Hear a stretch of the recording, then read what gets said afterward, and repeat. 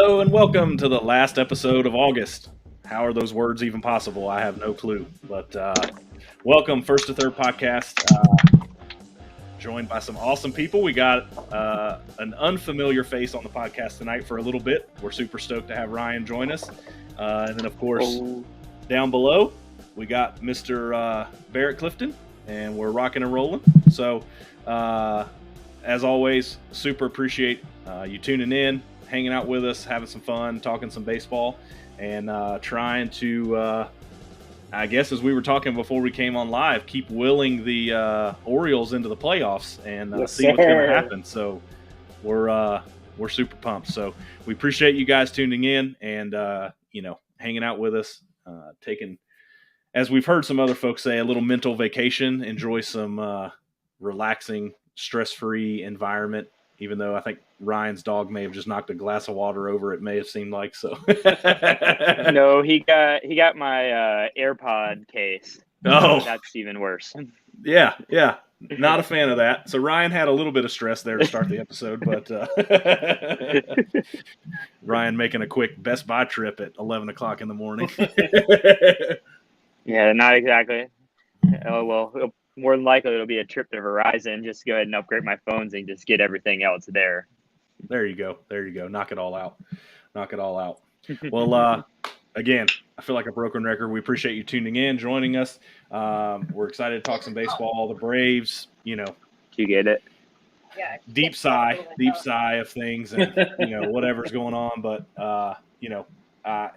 I'm just so frustrated with last night's game. I'm just still not over it. So I've like developed this like sense of attachment, and we've talked about this a few episodes ago. Like my mood seems to fluctuate with how the Braves season and games are going, and it's not really healthy. But that's how you know you're a fan. That's how you know you're a fan. Yeah. Well, see, football's okay because it's like once a week that feeling happens, but like in baseball, but think about it. Then it lingers. Like if your team loses, then you're in bad mood for a week. Baseball, True. You got tomorrow to get back on the train. So true, very true. I don't know. I just Saturday, like to have the games happen the way they did. I'm getting ahead of myself, but to have the games happen the way they did Saturday and Sunday is just tough. And then they got an off day today, which is like welcomed and appreciative, but at the same time, it's like if we could just get out there and get a W, I'd feel a lot better. So anyway, we'll see what happens. Well, I do have to take Ryan off screen here just for a quick second as we do our quick little stacked bets recap. So if this is your first time tuning into the podcast, each week we do stack bets.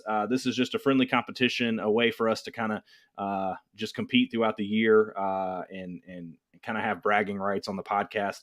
So we created basically gambling in the podcast to some degree. It's not even really gambling because we're not gambling for real money, but we created this value currency system called stacks. And so every week, each person that participates in the prior week gets 50 new stacks added to their bank for them to play with. And then real easy, you win your bets, you win more stacks. Guy with the most stacks at the end of the season wins. I don't think we've developed a punishment or a winning or thing or anything like that yet, but we'll see. Stay tuned on any brainstorm ideas we come up with that. Maybe the loser takes a pie to the face at Ryan's wedding or something like that. So there you go. We'll see. So just a quick recap of last week. Drew and I were the only two that got stack bets in last week, and boy, oh boy, it was not a good week. Total, we combined for 6 total stack bets, and we won one of them. So 1 out of 6, not going to win you a lot. And unfortunately, Drew was the one that took the win. So I went a solid 0 for 3 last week. Drew put up 50 stacks that the Braves would win both series. Again, we kind of alluded to this already. The Braves so close to making that happen, but unfortunately fell. He put up 25 stacks that Austin Riley would have 5 or more RBIs. That actually hit. That was the winning bet. So he picked up 50 stacks on that. And then he bet 25 stacks that Matt Olson was going to have 2 or more home runs this week. Unfortunately, he only had the 1. We were kind of joking before, the 1 should have counted for 2 since he hit it out of a stadium into a pond, river. I believe, what is that, the Potomac River up there in Pittsburgh, Barrick? That's DC. So I don't know which one exactly it's Allegheny? on, but the Allegheny or the it's one of those three rivers. Yeah. Well, and they have 3 that connect, don't they? Yeah, so it's the It's like Allegheny, the Mahonogalen or something close to that, and the Ohio River. the Ohio So River. I think I it's think it is on the Allegheny though. Yeah, I agree. I think that is true too. So anyway, hit it into the Allegheny. That's what we're going to go with. But unfortunately, it only counts for 1. So he did not pick up the stacks. I bet big. I had a lot of confidence in the Braves going into this week. I put 75 stacks that the Braves were going to win both series. Again, shot to the heart. Just did not happen. And then I also put up 50 stacks that they were going to win 5 or more games this week. That also did not happen. They finished the week 4-2. Heartbreaker. And then I put up 2 stacks that Dansby would have 2 or more home runs this week. And he unfortunately only hit 1. Last night's thought was going to be a clincher and turned out not to be. So very disappointing. So to start this week, Barrick sits with 170 available stacks. Drew has the lead with 380. Kenny still sits at the bottom with 90. Robbie sits third place with 180, and I have 250 stacks at my disposal. So I'm going to have to come up with something big to overtake Drew's lead here. So we shall see. I think we all are. We all are going to have to do something. So we'll see. We'll see. Drew's made some pretty good bets. So we'll see. We'll see. So all right. So that's the stack bets. We will put in some stack bets a little later on. Again, have to take Ryan off the screen just because with him currently playing, don't want him. He's not affiliated with this. He's not participating in this part of the segment. So we take him off just to emphasize the fact that he's not there. But without further ado, we'll welcome him back, Mr. Ryan Bull, ladies and gentlemen. I'm back. Yes, he is back. Well, anytime you're with us, Ryan, we always like to go ahead. It is the Allegheny River. Allegheny. Yes. Man, I feel accomplished. Can we just end it there? I'm good. Hey, 25. Hey, I didn't say it, but I put up 25 stacks. It was the Allegheny River. I went all in. Anyway, I was going to say, Ryan, anytime you're with us, obviously we love to just get any updates from you that you want to share.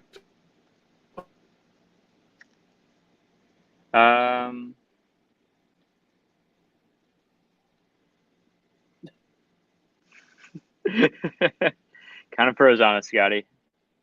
Uh-oh. It's not good. Well, Scotty might be frozen. That's okay. I'm sure he'll join back with us. I think he was asking if there was just any kind of updates or anything that you wanted to throw out there.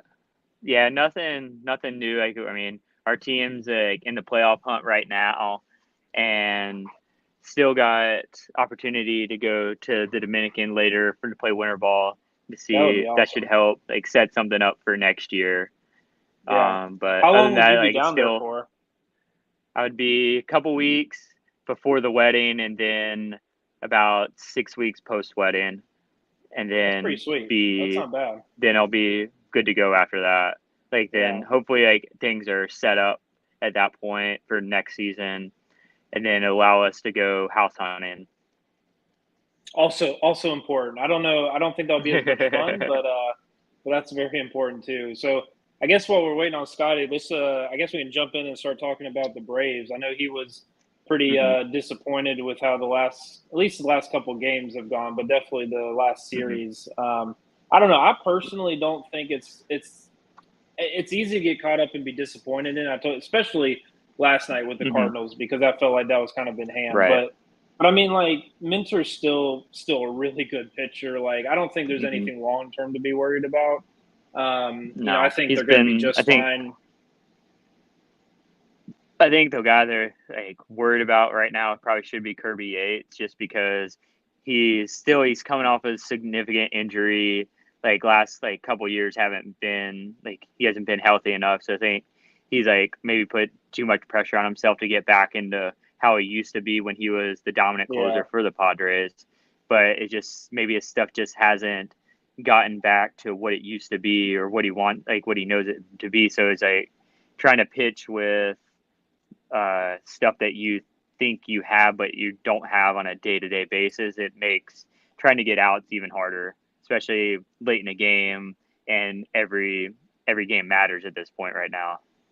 Yeah, I mean that's true, and every game does matter. So I totally get kind of being upset about that. But at the same time, like I don't know. I read a couple articles that made it kind of sound like the sky was falling. I was like, man, this team is still really good. Mm-hmm. They still got probably the best bullpen in baseball. Still can smash it. Mm-hmm. So, I don't think there's anything to worry about. They still might make, because I saw like earlier today that the Angels released like Jesse Chavez, and it's like I could just see the Braves just going in and just swooping him right back in, and then essentially get him back and let him take the role that he had earlier in the year for him. Yeah, that would be almost like the rich getting richer. But I mean, yeah, that would make a lot of sense. And I think they just lost. Also know, so let me ask you this: do you think I know the Braves want to take first place in the division, but is it really dire that they do? I'm kind of in the camp that even if they finish second to the Mets, I still think they're going to be just fine, just because the talent they have is so good, and a lot of those guys were, been there, done that kind of thing. I don't think it's the end of the world if they're, second in the division. No, I don't think so at all. It's just when it comes to, I mean, they've got a significant lead on the over the Phillies for that second wild card. It's like it comes down to it's like they'll end up having to have a series against the Cardinals. Yeah, or I no, they'll eventually have to have a. Or no, it looks like they would have to, because the first two get a bye, so it'd be the Dodgers and Mets. Oh, so okay. like they'd have to have a series against the Phillies, and I think they'd be fine having to go to the Phillies, but then potentially having to line up against a series in the Mets. Whereas you can win that division and maybe get that bye, and then not have to let your guys get fully rested, and then make your playoff roster depicting like who you're actually going to be up against and who you've had. You also get home field advantage in that case, right? Mm-hmm. Yeah. So Scotty, we were just talking about, like, I was asking Ryan if with obviously the Braves want to win the division, obviously, but is it like how detrimental would it be if they don't? Like if they finish second, because I was reading some articles that made it sound like they have to win the division. I don't think so. I think they're good enough where they've got plenty of good talent. Again, probably the best bullpen in baseball. I think they would be fine. Sure, it gets a little bit harder, but it's not the end of the world. Yeah. I just particularly myself right now, if the playoffs ended today, I'm sure you guys talked about this. They match up against the Phillies. I just don't like that matchup, to be honest. Even though all three games are at Truist, the Phillies always play the Braves hard. That lineup is scary. Bryce Harper, Castellanos, Kyle Schwarber, Alec Boehm, Reese Hoskins. I mean, like, you just keep going down the list, and you're talking about guys that could be all-stars in any given year. And it's not a great matchup. Do I think if the Braves end up in the wild card, do I think that completely shatters their hopes of winning a World Series or making a playoff run? No. Where it does make me a little nervous. So if Atlanta were to win that series and move on, and the Cardinals beat the Padres and move on, we now have to play the Dodgers in the divisional round. Let's say best case scenario, we sweep the wild card and win the first two games. We still now have to start that series against the Dodgers with our number 3. And the Dodgers, which right now, kind of spoiling later on, Tony Gonsolin down for the Dodgers. Their starting rotation's got some holes and got some issues in it. But still, now the Braves are having to start that series with their number 3. I think at that point, that's where we don't favor very well, having to go against the Dodgers with our pitching staff not aligned appropriately to do so. So that's kind of my thing. I was kind of looking at it, obviously, as the Braves being my number 2 team, meaning that I know enough to be dangerous, but not enough to know the whole shebang. Sure. I was just kind of looking at it like, I feel like they're a team that's just built for the playoffs. Like, I don't want to say they're just trying to get there, because that's disrespectful to the season, but I think that they're kind of looking at, like, once we get in there, we have another gear that we can shift into. And So that's kind of why I was thinking, like, yeah, it'd be nice to win the division. Sure, nobody's going to turn that down, but I think they'll be just fine, either way. Yeah. Again, I'm not going to sit here and do the whole Chicken Little. I think that Twitter's kind of doing, it feels like, of if the Braves don't win that division, there's no shot. That's what we were kind of referencing. It definitely makes it harder, but like you said, I think there's an avenue there still. Second round matchup against the Dodgers, I don't love. So I don't think anybody wants that. I don't care what team you are. I don't think any team wants that matchup. So yeah. Sorry about that. We got a storm rolling through here. Whole internet just went down. Just across the board, no internet, and so fun times on technology there. So, so you guys already touched on it, but this was the next topic. So you guys couldn't throw this up there, but yeah. So, I mean, along those same lines, though, Twitter's got me in some moods. Twitter has become obviously, with us starting the podcast, I've been more involved on Twitter and getting kind of down some avenues. And I did not realize how much negativity there was around Snedeker as a manager. Do we always agree with the decisions that he makes? No, but we don't agree with any manager's decisions every single time. And there's just a lot of I've seen a lot of chatter that they don't think that he manages the bullpen well and he doesn't do this. And I'm like, people weren't saying that last year when we won the freaking World Series relying on our bullpen. So like, it's just I don't know. I just don't understand people. Some people, they're just the keyboard warriors, as we like to call them, because it's one of those ones, like, they don't know what it takes day to day. Like, they're not in constant communication with the players on how they're feeling. Like, what are they capable of doing that night? Then they'd also, some of them don't pay attention to work management. Like, how much have they been on the mound recently? Have they thrown 3 out of 4 days? Did they get hot 4 out of 5 days? Like, they don't understand that. So, like, that's something that they can just sit behind a keyboard, like, oh, they should have done this and this. Like, well, maybe this guy wasn't available. He had to go to his second best options. Like, people don't really understand that strategy when it comes to managing a bullpen. It's just, they look as like, oh, he's on the lineup card. He's available to be used. Like, no, it's like some days, like, he's not available to use and you just have to move on to the next person. It's like, that's what people, like, when they're criticizing, like, bullpen managers, like, they don't really understand. And nobody really understands until you're actually, a part of it all and see it happening on a day-to-day basis of how guys are recovering each and every day. Yeah. And I would say even to a step further, and you could correct me if I'm wrong in this assessment, Ryan, but I feel like there are 3 people on a team that know through and through what the bullpen looks like on a day in, day out basis. That's the head coach, the pitching coach, and the bullpen coach.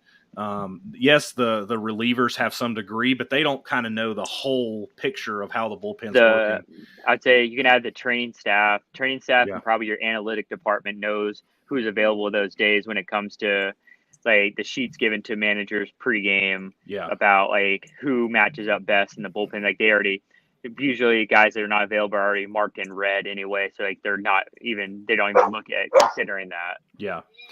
Well, and I think it's funny too, because I think a lot of people, for whatever reason, think that, like, baseball coaches and managers just, like, hang out all day, show up to the field at 4:00, change into a jersey, and then walk out into the dugout and say, all right, what are we doing? And it's like, all these coaches are in constant meetings all day, and they're talking about, how does this guy feel? And looking at what Ryan talked about. Well, this guy's only pitched 3 days, 3 out of the last 4 days, but we've had him get loose 7 days in a row. Well, that's not great. Like, so, like, those conversations are just constantly happening. And I think, to Ryan's point, and he's right, it's crazy, just the average, and they're not supposed to be. That's right. That's why they're the average fan. But at the same time, it's like the average fan, sometimes it's the voice that's screaming the loudest is what gets the most attention, but it's not the smartest voice in the room. So, so it's like, it's one of those things where it's frustrating to kind of have to watch and go through. And, but this might be simplifying it too much, but, like, I just think in any sport, that's one of fans' most favorite things to do is just criticize the manager, the head coach, the offensive coordinator, whatever it is. It's just because it's easy, right? Yeah. It's like everybody thinks you can always do a better job, and you don't know the stressors, you don't know the preparation, you definitely don't have all the inside information. It's just so easy. So Yeah, people love to do that, and it definitely gets frustrating, but and it's easier said than done on my part. But I would just say, you just got to kind of put those people to the side and just be like, all right, have your fun over here, and we'll get back to reality. Yeah. Yeah. Well, and we've talked about this a few times as well. And I think Pat McAfee's probably the one that I've heard kind of talk about this the most. And he's kind of described it as the Madden effect. And it's that a player on, and I guess we'll call it for this podcast purposes, the MLB The Show effect. They see that a starting pitcher or a relief pitcher is a 96 overall with, 100 velocity rating, and they expect that to go out there day in and day out, and they forget that these people are human beings. Like they all have families, like they're living normal, lives to the most part, and they've got bills to pay, they've got endorsement deals they have to uplive, they've got wives and children, and they're normal people that are constantly being pulled in different directions as well, and they're not going to show up as a 97 to the baseball field every night. They're not going to show up. And honestly, those guys that are 97s are probably doing it on a more consistent basis. That's why they're 97s. It's more of those role player guys, those guys that are like 80s in the game. They're not showing up as an 80 every day. They may be showing up as a 72 one day, and that's okay because they're human. And that's the struggle, I think, is that we as sports fans expect when that person takes the field every single time, they are operating at full capacity. And we all know, especially, most of us playing some type of organized sport, by the time you get to the playoffs, let alone in the MLB, you get to the World Series, there's not a single person on that field that's 100%. So, and same can be said for football. And you know what though? Like I think if you're a real fan, and by that I just mean somebody that actually cares about the game and has halfway logical thinking, that's what we like about it, right? That's the unknown that we tune in to watch and see, like, okay, how is this guy going to perform tonight? And I think, obviously when it doesn't go our way, it stinks. But at the same time, it's just that's what makes it fun. Yeah, yeah. So, yeah. We can rant and rave about the Twitter space and social media pretty heavily. I think that could be, maybe that's an off-season topic that we can cover when some baseball's not going on. But yeah, I don't know. It's just, it was frustrating, especially over the weekend, and we'll go ahead and talk about it. The two games that the Braves lose this week, games 2 and 3 against the Cardinals in the Cardinals series. Sure, a lot of people pointing to bullpen management, a lot of people pointing to different decisions through the game. We all kind of said it in our group text, though. Kenley just didn't have it, and it goes right in line with what we were just talking about. And I kind of appreciated the candor that he brought to his post game, where he basically said, it was just one of those nights. I'm not going to lose any sleep over it. I'll come out with the opportunity tomorrow and try to close another game. That's what I do. I mean, and nor should he. Like I hope that's actually his mindset, because that's exactly what it should be. And we touched on this a little bit while you were out, Scotty, but just like him, Minter, they're both great pitchers. Like this is a blip. This is not like some trend. Well, and I will say this: I disagree with bringing Minter into the game last night. He pitched both games 1 and 2 of that series Friday and Saturday. I didn't think he should have been in there. Again, not being in the meetings and in the conversations, I would have preferred to see Matzik there. Maybe he wasn't available. Maybe something was wrong. I don't particularly know. I just think they had gotten a couple good looks at Minter the 2 days prior, and I think that was evident with Edman, just ambushing the first fastball that he saw. So I wasn't a fan of bringing Minter into the game last night. That's the one kind of, I guess, issue that I had with decisions or whatever you want to call them. But, I don't know. It's just one of those things. So the Braves do have a good week, though. Overall, they go 4 and 2. They sweep the Pirates and then take the first game of the Cardinal series in pretty convincing fashion, to be honest. And I was feeling pretty good about the week. I was feeling pretty good about stack bets, the whole 9 yards. And then, unfortunately, the wheels kind of fell off. But it kind of is what it is. We did what we needed to do against the Pirates. We sweep that series. That's a must sweep series at this point in the season. And then we come out and beat the Cardinals 11-4 on Friday. And I'm like, yes, this is the team we've been waiting for. And then, of course, we have the 2 blips on Saturday and Sunday. And unfortunately, those are the 2 nationally televised games that everybody is tuning in to watch. Saturday night on Fox, and then, of course, Sunday Night Baseball last night. Just tough. But, I mean, what are you going to do? I'm not going to sit here. The sky's not falling. The team's not dead. We're still only 3 games back of the division. The Mets have kind of hit a little scuffle here. Scherzer showing some kind of what do I want to call it? What's that phrase? Chink in the armor? What is it? Yeah. You got it. That the chink part didn't sound. It was like chink in the armor. I was like, is it scuff in the armor? Like, what's the actual phrase there? But he's lost his last 2 starts. He lost a game to the Rockies 1-0. So it was a Jacob deGrom outing for him on that one. That's got to be a little concerning for Mets fans, I would assume. I would say for the most part, they probably circle Scherzer and deGrom days as 2 wins pretty much every week. But again, I would say that probably falls into the same category of like Jansen. Those were probably blips, and you don't expect that to continue. But yeah, I mean, that was definitely surprising. Yeah. Well, I mean, for all intents and purposes, Scherzer pitched a heck of a game. No runs. I think he had 9 strikeouts. 9 strikeouts. True. Yeah, something pretty crazy. So, let's see. Just to touch on some stats, I'm not going to dive too deep into these. Travis d'Arnaud, have yourself a week. He had 438 this week. He had 7 hits, a double, 2 home runs, 5 RBIs.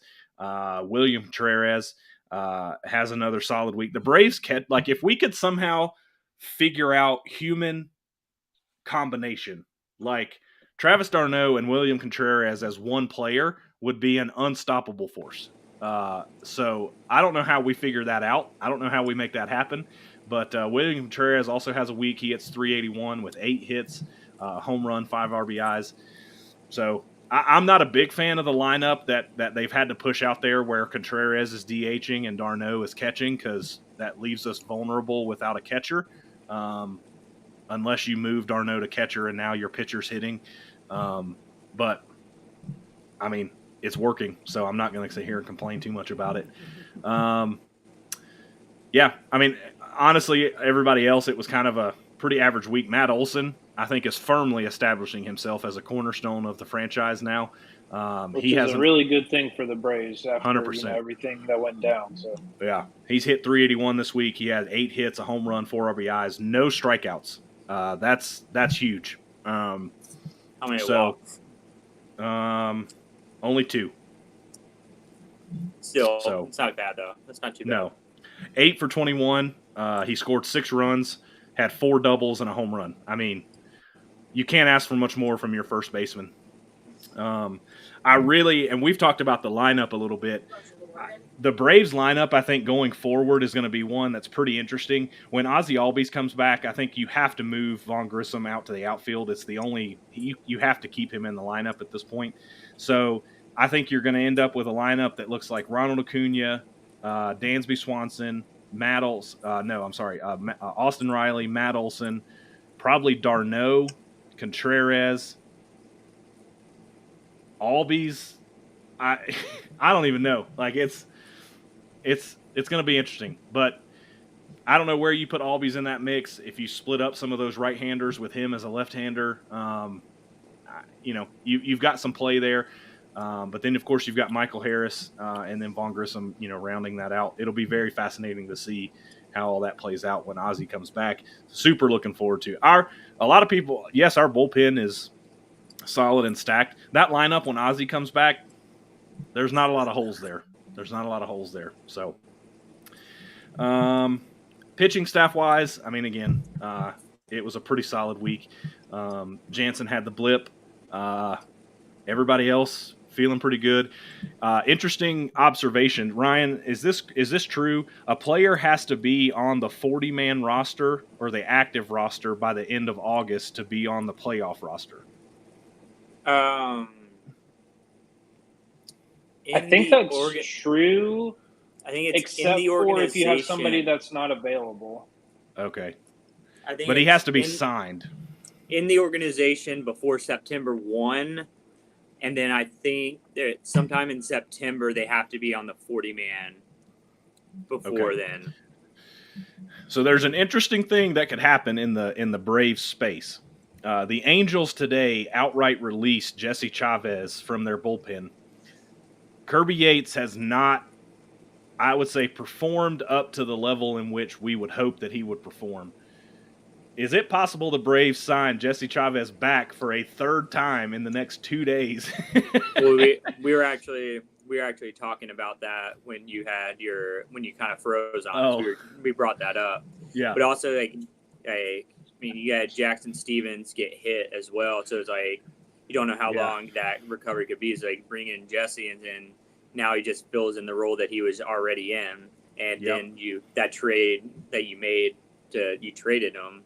It's like now it just looks like you got it all for free. Yeah, which is crazy. Jay Jackson, that's the first time I've seen him pitch. He came in, looked pretty solid for the Braves yesterday. He got the one out. He got out of Minter's inning where he gave up 4 runs. I don't know what he looks like. I mean, he's probably not a proven enough arm at this point for us to probably, responsibly rely on him through a postseason run. But if Jesse Chavez comes back to the Braves, that's got to be the most heartwarming story of the season so far. So, and like you said, Ryan, like Anthopoulos again just looks like a genius. He just pulls off a trade for Raisel Iglesias, essentially, and ends up giving up nothing. So, I mean, there was a prospect, I think, that was involved in that. But, again, prospects are prospects at the end of the day. So, I'll take Raisel Iglesias and bring Jesse Chavez back for whatever that prospect was. So, any other thoughts on the Braves? That's kind of all I got. I mean, I guess we can take a look ahead. This week they play the Rockies at home for 3 games, Tuesday, Wednesday, Thursday, and then the Marlins come to town on Friday, Saturday, Sunday. That feels like 6 wins. I mean, if they pitch the way they are, I'd have to go in and look. I don't know if we have Alcantara on the schedule. I'm looking that up right now. I think he pitched Saturday, so Sunday, Monday, Tuesday, Wednesday. So we would miss him if he pitches Thursday. So that would be kind of cool if we miss him.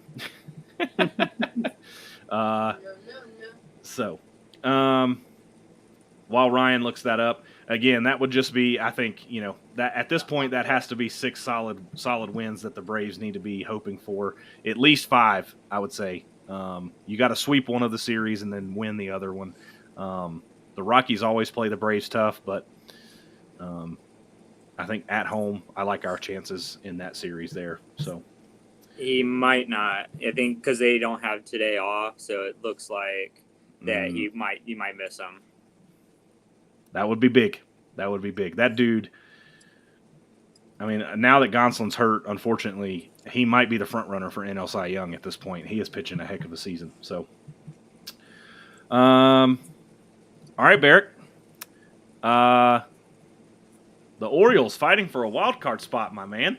I'm telling you, man, they're still fighting hard, which I appreciate. Yeah, we were talking a little bit about just how, the pessimist, in me is kind of worried that this is all going to fall apart at the end. But it's still been a lot of fun. They are definitely feisty, definitely not afraid to tell you what they think, and it's just a fun team to watch.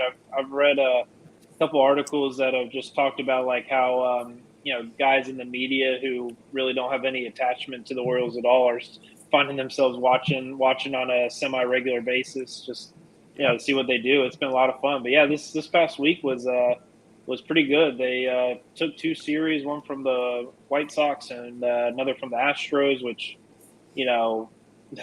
that's pretty good. You can't complain about that too much. Nope.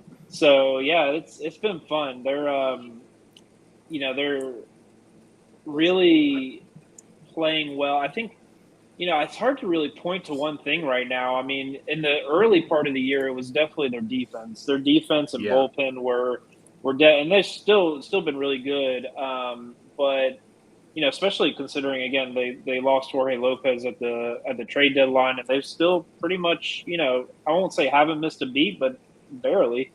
But I think right now, I mean, you almost got to just kind of you got to pull, I guess, right now at two things. Their offense is still, producing well, and the young pitchers have really stepped up. They've had some really good outings. Guys like Dean Kramer have pitched really well, and I think that's been probably the most surprising thing right now is that these young guys, which you bring them up, you never know what you're going to get, and I think they've produced pretty well for the most part, and that's been a big boost. Yeah. So yeah, I mean, it's been a lot of fun.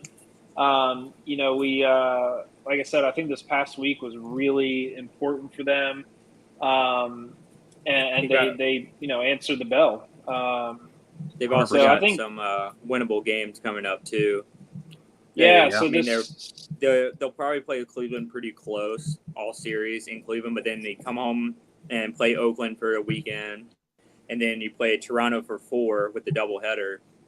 But also, they've been playing Toronto very well as of late, and then you get Boston and Washington right after that. So it's it's they could set themselves up to just sneak right in.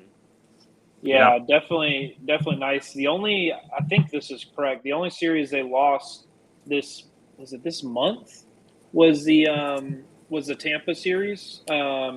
And obviously that hurts, but I mean that's pretty. I'm pretty sure that's correct. Stat. Yeah, no, you are. So that's right. They I mean that's pretty good, and I think Cleveland is going to be a fun series. Hosting the A's, I think both of those are winnable, and definitely the Nationals, that should be a win. But yeah, it's been pretty fun, and again, we've kind of touched on this a lot this year, but looking kind of towards who could get brought up, I think Gunnar Henderson is kind of the next obvious guy to come up. That most people think it's when, not if. And that'll be interesting because he's definitely got the talent to produce, and he's definitely has the ability to contribute to the team. So that'll be fun. But again, you never know what you're going to get with young guys. But he could actually be somebody that plays a big part in this playoff push. Grayson, Rodriguez, we were talking about at the beginning of the year. Yeah. How he could be a big contributor, and then he had the injury, and it was kind of like, well, he probably is going to be out for the year. And now he's a little ahead of schedule on rehab, so he could come back, which obviously would be, arguably bigger than anything else except for Adley. Yeah. And arguably bigger than that. I don't know. Bringing DL Hall into the bullpen. Yep, DL Hall is going to play in the bullpen the rest of the year, which, of course, getting back to your Twitter fanatics, there's a lot of people that are like, oh my gosh, you're basically condemning him to a life of bullpen. That's not what they're doing. They're going to play him in the bullpen just to limit his innings, and then next year bring him back into the starting lineup, because this is this year is going to be definitely the most innings he's pitched in his career. So it's more of just a numbers, preservation than anything else. I agree. But yeah, it's going to be a lot of fun to see if they can make this push. Obviously, I'm hoping they can. But even if they can't, this has still been a really fun year, and the fact that we're at the end of August and they're still even relevant, that's pretty awesome. So yeah, man. It's been a lot of fun. Yeah. Well, and you had your big guy, Kyle Stowers, pick up his first career home run in very dramatic fashion. That was like the craziest last 3 innings of a baseball game I think I've seen all season. So if you didn't follow along with that in the Whites, was it the last game? No, it was Houston. Oh, it was. I thought it was sure. I think it was when Hendricks was pitching the last game of the White Sox series. Maybe it was. Maybe I missed. Yeah, they were down to their last strike, and he fouls a pitch off, kind of in foul territory. Adam Engel misplays it in left field, gives him another opportunity, and Mr. Stowers deposits it into the right field bleachers to tie the game, and then the Orioles are able to secure the win in extra innings. I mean, that's just a heck of a story for him to battle. Wearing number 83, I love it. It's just hilarious. I think the Orioles should ban players from wearing any number below 30. It's Might just be something to that. it's just pretty funny. And the Yeah. Orioles are kind of the epitome of that, just because they've got so many young guys that are really contributing to their team. And the joke in baseball is if you've got that number, you obviously weren't expected to be on the team because they didn't save a number for you. And so just to see guys coming through in the clutch with those numbers is just kind of comical to me. I would love to see more like big name players take those big numbers just to be funny. But again, it's probably never going to happen. But Yeah, I think it's pretty comical. So it is funny, and it's fun to, and it's cool because like somebody like him who's having so much fun after hitting that big home run, like he doesn't care what numbers on his back. No. He's just having a ball, and That's I right. love that. So yeah, it's been refreshing. They're a fun team to watch. There has been some. I think I threw this in the chat maybe last week, but there has been a lot of clamoring for Jackson Holliday to get brought up if they do make the playoffs, to kind of get his feet wet in the playoffs, experience that. I think that's a little early. I think that's premature, but there have been some talks about that. So that's just another kind of thing on the back burner to kind of watch and see if it happens. But regardless, they're probably going to have one, maybe two of their big name prospects up soon, which again just adds to the fun factor and the interest factor. I don't know if did you guys touch on the schedule last week? The schedule we did. Release? No, we did not touch on the okay. 2023 schedule release. Okay. We really talked about what Ryan kind of pointed out. Last week, we kind of did the look ahead and circled the fact that the next three series the Orioles had, White Sox, Astros, Guardians, huge series for the Orioles. And I say so far, taking 2 out of 3 from the White Sox and the Astros, if they find a way to do that against the Guardians, that is leaps and bounds. Yeah. That's a contending baseball team at that point. Do I think they're going to contend for a World Series? I don't think we're talking about that. But to be a playoff contending team, like that's impressive. They can spoil somebody's postseason for sure, and that would be so much fun. I don't think the pitching staff is getting enough talk. When you look, if you take off the Red Sox Friday night game where it was a football game, 15-10. I mean, they're giving up 4 runs, 3 runs, 3 runs, 5. And the Astros series, they gave up 4 total runs the whole series. Yep. Like that lineup is stacked, and I don't think the pitching staff is getting enough credit for what they're doing. You're right. I agree they with definitely you. aren't. The pitching staff. I mean, the Orioles are a fun team to watch. I have enjoyed watching them.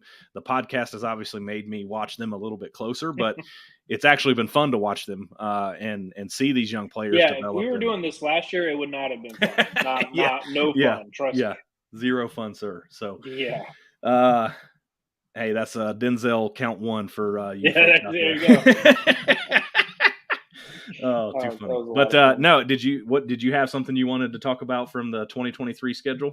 Well, I was just going to say, I mean, it's official now that we're not going to be playing as many AL East games. So I don't know. I'm a little conflicted. On the one hand, I think that's obviously it's good because it gives us more of a fighting chance. But at the same time, you don't want to run away from competition. I mean, they're obviously doing okay this year, better than expected. You expect the team to be even stronger next year. So I guess a little conflicted about that. But it's fun to see, some of these series that they're going to get to play that you don't normally get to see. So that's I think the Dodgers are coming to Baltimore, so that'll be fun.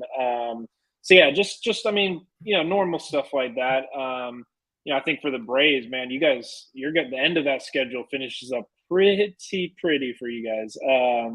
That's not a bad a lot of games in Atlanta. So. But just kind of throwing that out there that, it'll be interesting to see what it looks like with some, another year of seasoning on this young team and then, 20 some less AL East games might be a cool story. Yeah, no, I agree. I think for me, the casual, it's going to help the casual fan a little bit more because they're not going to kind of follow the Orioles and then turn on a game, once every couple weeks and be like, we're playing the Yankees again. Like, Yeah. the beginning of the season, it was ridiculous. Like how often the Orioles were playing the Yankees. It was like every third series they were playing the Yankees again. And like, it's all well and fine. I get that they're in the division, but like you said, like the fact that the Dodgers are going to come to Baltimore, like that's huge just for the area and economics. Like that's going to drive a lot of away crowd. That's going to drive the Orioles fans to come and watch because that's going to be a fun series. So I honestly couldn't even tell you the last time the Orioles went to Atlanta. So the fact that that's happening, been a long time. I'm super stoked. We've talked about doing a podcast on the road for that series. I think that would be fantastic. I think it'd be a lot of fun. We all could have a whole lot more vested interest as well if Connor and some of these other guys start getting called up into the pros. So again, I think it's just one of those things where that makes it fun. Like you're all of a sudden you're intrigued about a random 3-game weekday series. You're not like, oh, we're just playing the Red Sox again, so that's the thing. Like, it's like, again, going back to my original comment of like, you don't want to run for competition, but at the same time, like the variety is just going to be so much better. Just like, it's not like they're not playing the Yankees, the Red Sox, all those, the traditional ones, but just having more variety just makes it so much more interesting and fun. Is it going to save baseball? No, probably not, but it's going to be a lot more interesting for people that do pay attention. I do think, both ticket sales and viewership is going to go up because of it. So that's a good thing. So yeah, I think overall this is a win, and I think people should be excited about it. Yeah, no doubt. But just in the vein of what we're talking about, the Orioles play the Red Sox 11 times in between August and September. Like, that's so many times. I think they have a timeshare up in Boston at this point, but yeah. Yeah. So now I will say that is one thing that the Orioles, and I would even argue that the Braves as well in that division, they do have like marquee teams in those divisions that draw crowds. So like when the Yankees come to Baltimore, when the Red Sox come to Baltimore, when even the Rays now come to Baltimore, those games are getting, more heavily attended than they have in the past. And when you've got teams like that in your division, it certainly helps. But so I don't think maybe teams like that, the Braves, anybody in the East divisions are probably going to notice it as much. But I think some of these central teams where the Tigers and, the Royals and all these people who that like the division teams coming to them are not fun. Like who's going to go watch a weekday matchup between the Royals and the Tigers? Like probably not many. And so, I think bringing some variety to those cities is going to help, like you talked about. So I agree. I think this is a great step for baseball, and hopefully it works out well. So it's kind of crazy to me. I think I saw this was the first time ever that every team will play every team in a season. So that I just don't understand. Yeah, it kind of makes you. It kind of makes you wonder what the holdup was, because like there's no way this was the first time that somebody thought of this. So I understand wanting, especially in baseball. Baseball is really finicky about like making sure things don't change so that statistics transfer to the old days. And I get, whatever.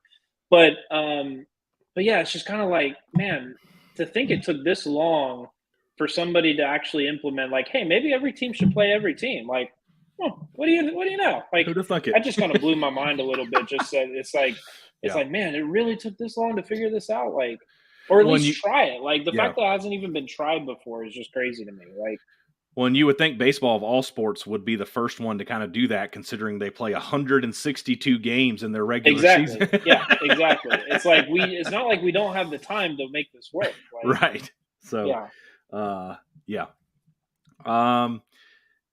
so super stoked about that for sure. Sure.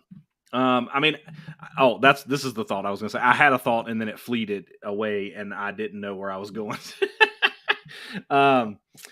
I think this is a potential step. We've had this on like our podcast notes for a while, and it's never really had an opportunity to come up. And to be honest, I don't want to dive into it too much because we haven't as a group kind of talked about it, and it's not fully developed as a thought yet. But I think this could potentially be the step of the division realignment and or the division drop. at this point, I just don't really understand what having 3 divisions and 2 different leagues is doing for baseball. If we just split the teams up, American League, National League, and this came up because of the DH, we even talked about why even have the 2 different leagues at this point. But I think for consistency purposes, you probably need to keep the leagues, keep it American and National. But I mean, what's wrong with just dividing the leagues and you play half your schedule against teams in your league and you split the other half with the other league, and then the top 6 teams of the league make the playoffs? Like, I don't know. It's I food would for say thought. it's not an apples to oranges comparison, but in college football, the ACC is going through a similar thing about like whether or not we should get rid of divisions and just everybody play everybody. So it's a little similar. Yeah. And honestly, the best argument I've heard for keeping divisions, I think, was made from Bubba Cunningham, the athletic director at North Carolina, who said basically with divisions, it's a recruiting and marketing thing where if you win your division, you can say you're a division champ, versus if you don't have divisions, you just have one winner, just one champion. And that's the best argument I've heard so far. And to me, that's not a good argument. Like, I get it. I get where he's coming from, but like, to me, that's not a good argument. So, and again, I know that's not a direct comparison because I'm sure baseball has some other considerations, but yeah, I mean, I don't think there's a really good reason. My best guess for baseball would again be more of the history thing. Like, if we get rid of divisions, like that changes a lot of things that, we would have to basically go back in the books and say, okay, well, this person was considered the home run leader in the AL, but if we don't have divisions, then, he's no longer the home run, leader. I don't know, stuff like that. But yeah, to me, I would definitely be a proponent of getting rid of the divisions, or again, just making it like you said, one division, everybody plays everybody. Let's move on. Yeah. Well, I think to your point, I think keeping the American League and National League makes sense from the statistical standpoint that you just talked about. Of he was the American League winner, he was the National League home run winner, or Cy Young, or MVP, or whatever the case may be. Yeah, that's fine.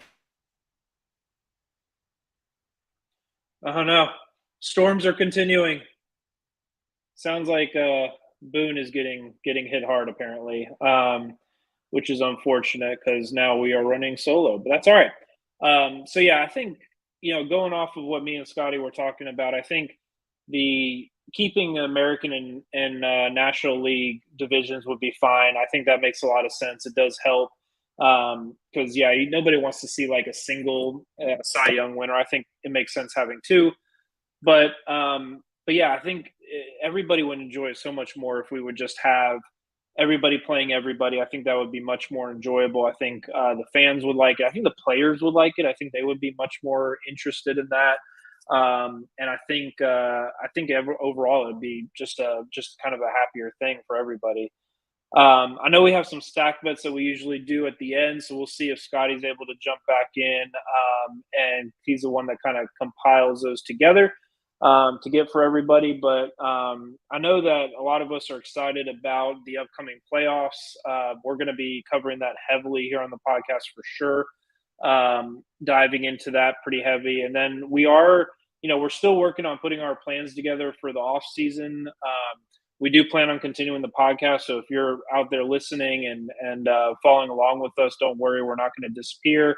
But we will have some thoughts and announcements on how we're going to do off-season podcasts moving forward. We've also talked a little bit about dabbling in some other sports in the off-season because all of us are fans of multiple sports along with baseball. So we'll see about adding that. And then again, we're hoping to have a road podcast, especially next year. Again, we're going to have the 2 teams that we follow most on this podcast, the Braves and Orioles, will be playing each other for the first time in a long time. So we're hoping to be able to do a podcast on the road. I think that would be a lot of fun. We can maybe even get some listener involvement going on with that, and just to have everybody together in one room. I think would be a lot of fun. We would really enjoy that. So hopefully we're going to be able to make that work. So in the meantime, we'll see if we can get Scotty back on here. I think he's trying to reconnect. But it's been a lot of fun. Again, talking about the Orioles, talking about the Braves. I think both have had a really good season this year. We're really enjoying that. Obviously, there's some other good stories besides those two with the Yankees playing well, although, we'll see how they kind of back their way into the playoffs a little bit. But, hey, we're back again. We were talking. I made a comment that apparently the Storms are no joke up there. I don't know what's happening, man. This is frustrating. That's all right. That's no big deal. I was talking a little bit about, how we're going to be covering the playoffs pretty heavily. Yeah. And then here soon we'll have some announcements about how we're going to do the off season. But we're not, I don't think we're going to disappear on anybody. No. We'll keep things rolling. But we'll have some announcements about that soon. But yeah. So what's what we got next on docket? Yeah. So last week, Drew and I kind of decided we hadn't really seen this happening in mainstream media a ton, so we're going to start it on this podcast. Maybe it'll catch on eventually. We got Pujols home run watch. Oh, and, okay. Breaking news: Pujols goes yard tonight against the Cincinnati Reds, moving career total up to 694. So. I would like to put out there that at the beginning of the year, I did say he was going to get to 700. So I'm still feeling good about it. Absolutely. So 694, he's now 2 behind A-Rod. He needs 3 to pass A-Rod for 4th all-time, I think. And that would put him behind, I believe, Hank Aaron, Barry Bonds, and Babe Ruth, I believe, are the 3. Sounds right. Sorry, my mind went blank on that. This internet has got me rattled. I'm not going to lie. So, yes. We're almost to the end. We survived. That's right. Barry Bonds, Hank Aaron, Babe Ruth, and then Pujols, if he can join the 700 club, would be the 4th person to do so. So, I'm rooting for it. I've been a fan of him. So, yeah. I hope he gets there. 6 more with a little over a month left in the season. He is on a tear as well right now. Like he is barreling pitches. So we'll see. 694 for Mr. Pujols. So we're ready for it. Any other big MLB news you want to talk about? Tony Gonsolin was kind of the big one. Jesse Chavez. Touched on that. Yeah. I think you guys touched on it a little bit as well. I kind of came back from the first hiatus that I went on. But standings updates. I would say kind of the biggest shift right now has been the Astros have taken a pretty solid hand. I don't even know what the phrase I was trying to say there. Taking a pretty solid stronghold for the number 1 seed in the American League. It was like a week or 2 ago we were still raving about the Yankees, and now it seems like Houston, the Astros are kind of the ones to beat right now. Yep.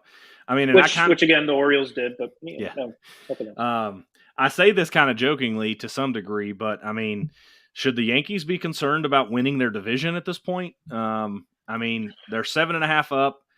The Rays are playing really good baseball. The Yankees are not playing very good baseball.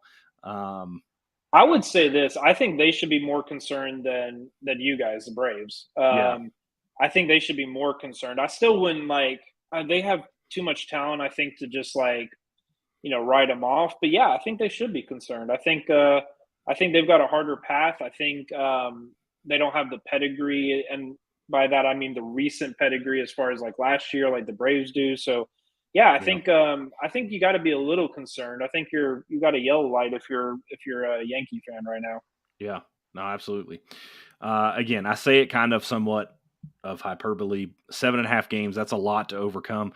But the Braves wiped out about a 10-game lead in roughly 4 weeks, 4 to 6 weeks.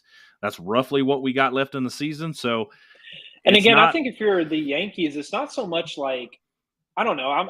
The division's not the goal. The goal is to win a World Series, and that's what I would be more concerned about. Again, whether they finish first or second in the division, I think the goal is a championship for them, and that's what I would be a little bit worried about. I feel like there's some cracks that would make that difficult. Yeah. Well, I mean, if they barely stumble into the playoffs, I think you got a serious concern of whether or not World Series can even be in the conversation at this point. So, which would be kind of crazy. Again, go back a month or so ago, and it's kind of crazy that we would even be talking about that. But yeah, I mean, even if you go back to August the 1st, the Yankees were 70-34. Mm-hmm.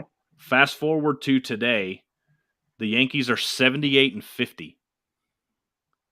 They've won 8 Says a games. lot. They've won 8 games in August. They're 8-16 in August. That's not good. Basically, what 2 series wins? Basically, that comes out to. Yeah, something kinda. around there. Yeah, kind of. So, yeah, that's not great. That's not great. So, as of on August the 1st, their division lead was 12 games. So, in a matter of a month, they've lost 4.5 games in a month. So, they have another September like they've had in August. Tampa? Now, I take that. It's even worse because Tampa was actually 15 games back.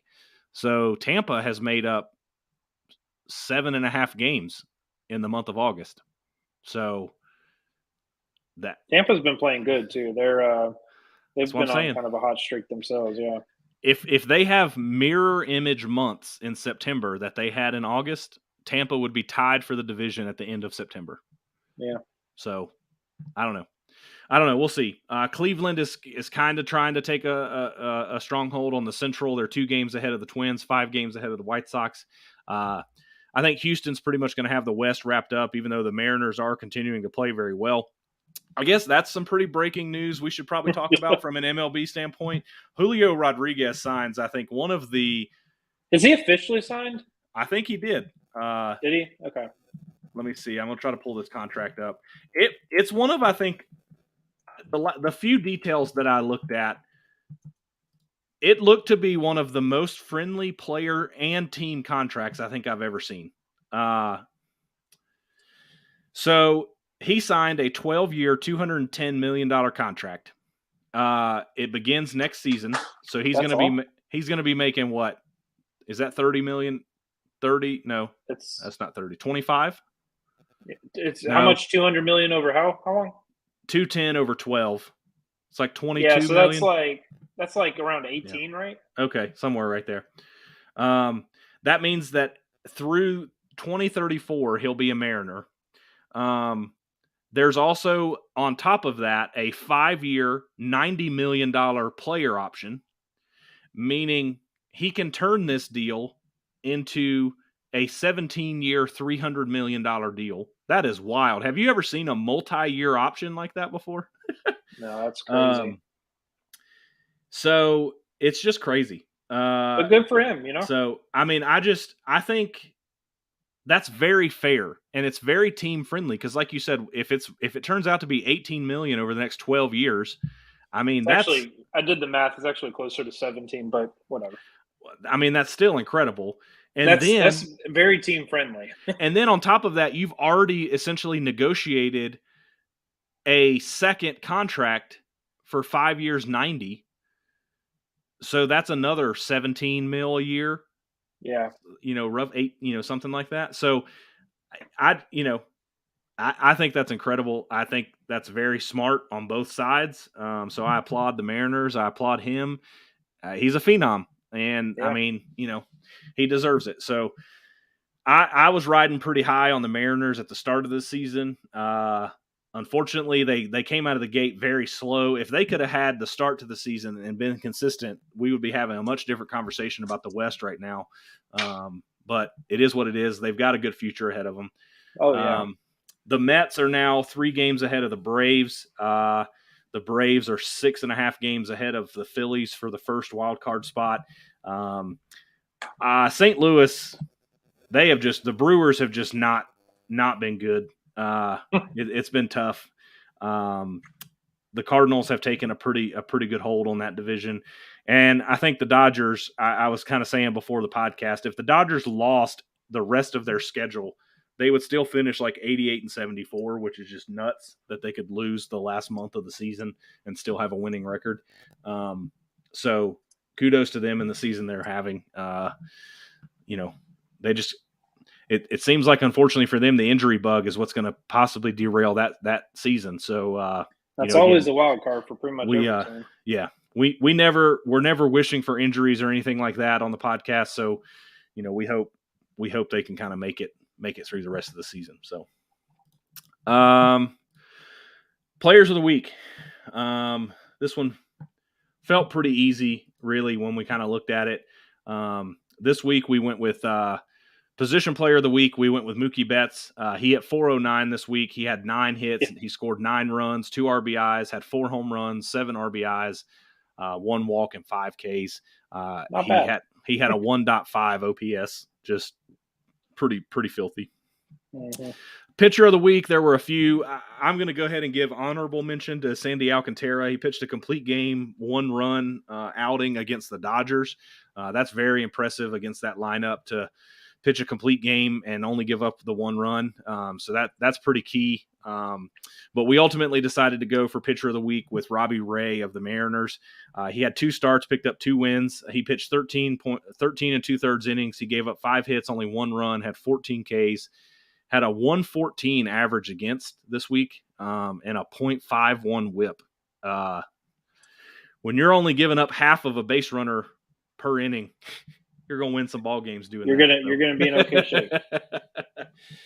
I guess it depends on which half of the runner. If you're only letting the top half, then pretty easy. Yeah. He's not gonna get much of a lead on you. Dad jokes for days, folks. Dad jokes for days. So it's cringy. The ironic thing is we're missing all the dads on this podcast. But I know. Ryan left, but the two guys remaining kidless. So yeah. I guess that's congratulations in order for the podcast. Robbie and his lovely wife welcomed their second child into the world this week. So Robbie, we hope that he'll be on, but if he's intermittently off here coming up, they started school back and they're welcoming in that second baby to the home. So we wish them the best. Always a good time. Yep. Yeah. Always a good time to welcome somebody into the family, but definitely a busy time to do it too. Absolutely. So everybody's doing good. Everybody's home. Everybody's resting. We're super stoked. The photos are sweet and beautiful as always. And so we're stoked to welcome yet another first to third subscriber to the mix. Poor Alec only held youngest subscriber title for 11 weeks. That's rough. Kind of rough. Sad day for him. So, all right. So that brings us to the last kind of official segment of the podcast, our stack bets for the week. I'm making one stack bet, Barrick. That's all I've got this week, but I'm going to make it a doozy. I'm going 125 stacks that the Braves win 5 or more games this week. Okay. We need it. We need it to happen. We need at least 5, in my opinion. It would be great if we swept both of these series coming up, but I think to continue the pace with the Mets, 5 games is kind of what it's going to take. So I'm betting big on them. 125 stacks. This would be a nice payday for me if I can pull it off. So here's to hoping. That's true. Here's to hoping. I'm not going to do the same, but I am going to say I'm just going to take a pretty vanilla. I'm going to take a pretty vanilla one and say that the Orioles are going to win both series against Cleveland and Oakland. So that's 4 wins or more. So not as brave as yours, but I do think that they're going to. I think they can. I think they're riding such a nice high that Cleveland's going to be tough, but I just think they're rolling pretty nicely that they should be able to do it. And I'm definitely not overlooking Oakland, but I think Cleveland's probably the tougher of the two matchups right now. So I think they win these 2 series, and I think they keep this train rolling. So I'm going to go 75 stacks on that. All right. I was going to say, Are you? It would be 2 different bets if you're betting the 2 series wins and not 4 wins, right? Right. Okay. 2 series wins. Yeah. Orioles win both series. All right. I love it.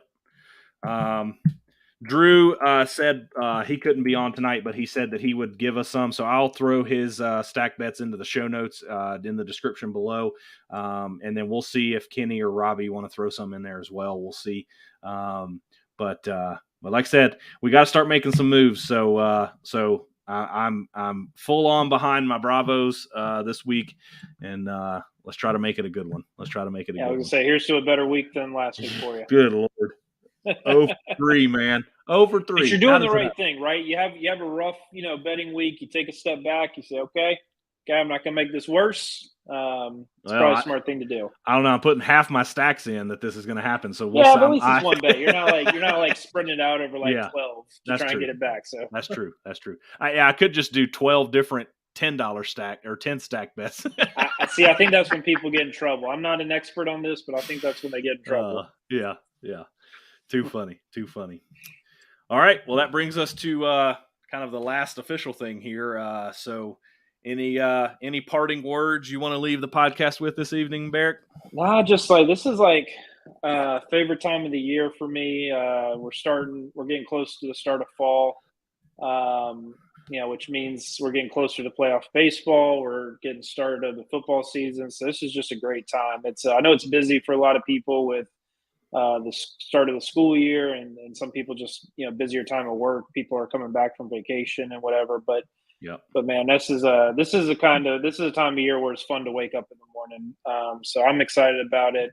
We'll see what happens in the world of baseball, but I think, it starts to get a little cooler in some places, and I think that's a good thing. So it'll be fun. I'm looking forward to it. Yeah. Are you looking forward to seeing what the fall is like in Florida? So I am. Yeah. I mean, it sounds lame, but for anybody out there listening, I am very much a weather nerd. So yeah, I'm excited to see what the fall is like here. This will be my first fall here in Florida. So yeah, we're about halfway down Florida, so it's not like it's Miami. So I think we're going to get a little bit more of a fall than I did in Louisiana. I'm not kidding. In Louisiana, my fall was like maybe a week. It was 1 week of fall, and then you were into winter. So yeah, I'm looking forward to hopefully a little bit more of a true fall. I know it's not a New England fall, but a little bit better. I'll take it. I hear you. Yeah, same for me.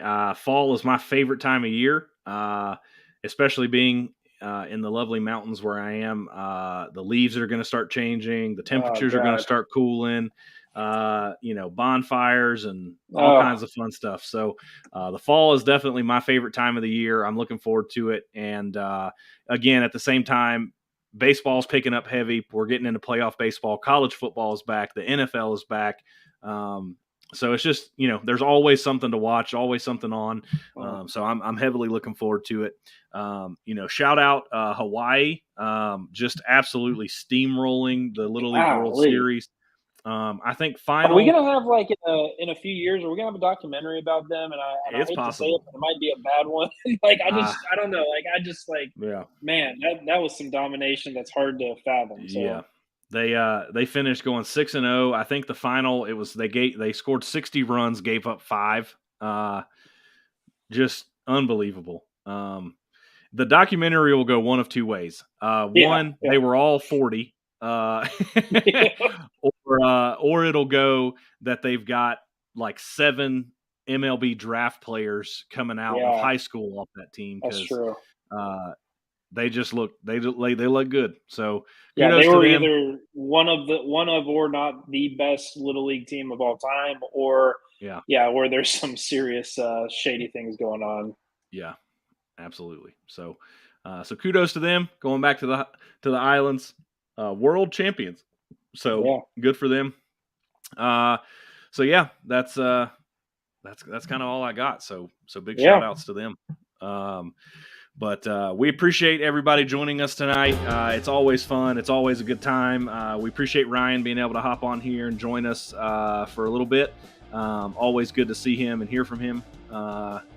You got something else pop up? I was just going to say, are we announcing anything about next week or holding off on that? So tentatively, I think we're going to shoot to have the podcast on Monday. So just check out the social medias, and we'll kind of see where we're at there. But probably tentatively, we're probably going to be another Monday night episode. So we'll see where we go from there. As always, anything you would like to send into the show, questions, comments, segment ideas, whatever, email here, first23rdpod@gmail.com. That's the word first, the number 2. The word thirdpod@gmail.com. Of course, be sure to check out our socials down in the description below. We're over on Twitter and on Instagram, trying to engage with the community as much as we can there. And yeah, we appreciate the time. We look forward to catching you next week. Peace. See you guys.